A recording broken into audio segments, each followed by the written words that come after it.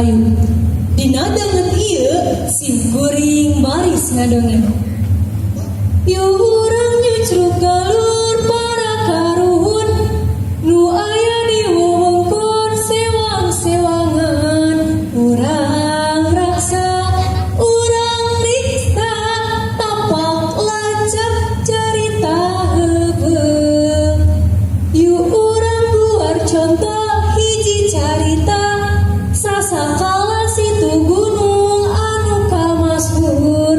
Kitu gunung sumber cai masyarakat Sukabumi.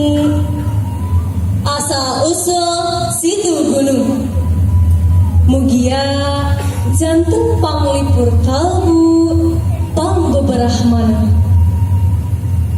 Di Sukabumi aya hiji situ anu tos kakoncara. Katelahna situ gunung. Kaayaan situ gunung teh puhara endahna. Caina canembrang herang. Sagudereun situ binu rupa-rupa tatangkalan. Atuh pantos bae hawana ge karaos seger. Numutkeun carita anu dicaritakeun deui situ teh sanes situ alam namun ngahajak didamel ku jalmi. Nu ngadamel teh nyaeta Embah Jalung saparakanca. Kieu jujutan caritana geraregepkeun sing gemet.